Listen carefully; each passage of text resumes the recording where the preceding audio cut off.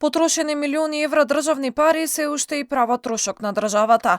Апаратите за коцкање кои ги набавуваше државна лотарија по баснословни суми стојат неотпакувани во магазин, а лотарија плаќа кирија. Како што пренесува Радио Слободна Европа, во магазинот имало 598 апарати за коцкање, од вкупно 850, а се чуваат и столици и останата опрема. Останатите апарати биле сместени во подружници на лотарија во други градови. Порталот пишува дека во магазинот биле однесени со 15 члепери од просторот на Хейт Дуел во собственост на Асмир Јаховски, собственикот на Пуцко Петрол.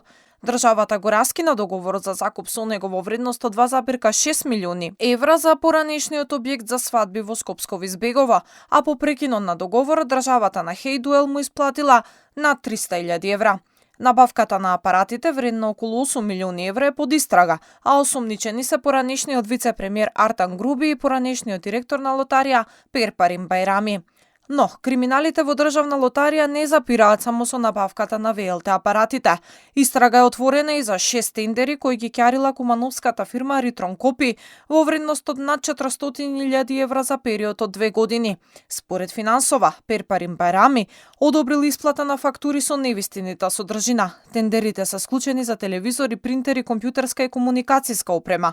Односно, Бајрами наводно купил 107 половни телевизори, но тие никаде ги нема, ниту во магазините на државните игри на среќа, ни во Ритрон Копи. Од друга страна пак, во договорите кои се јавно достапни на сајтот на Бирото за јавни набавки, не постои никаква техничка спецификација за тоа што е набавено. Например, пишува дека паднал договор за набавка на тип 1 телевизор без ДДВ по цена од над 44.000 денари, десктоп графичка станица од 200.000 денари, 40 десктоп компјутери по цена од 30.000 денари за компјутер, но не пишува конкретно каква спецификација имаат апаратите, што е невообичаено и отвора уште поголеми сомнежи како се правеле договорите за тоа што треба да се купи и зошто баш по тие цени. Груби и Бајрами ја претвориле лотарија во приватна фирма, а штетата е многу поголема од 8 милиони евра, реагираат од владеачката ВМРО ДПМНЕ. Од партијата укажуваат, оти е невозможно, дуи да го правил криминалот, без да знаат од нивниот коалицијски партнер во нивната влада СДСМ.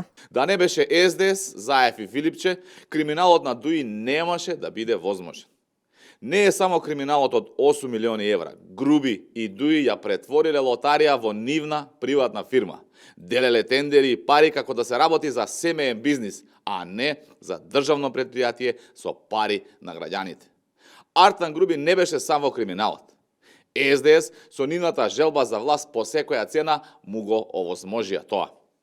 СДС знаеше дека во моментот кога ќе поведе постапка против Груби, владата им паѓа, затоа го толерираа, а подоцна и му се приклучија.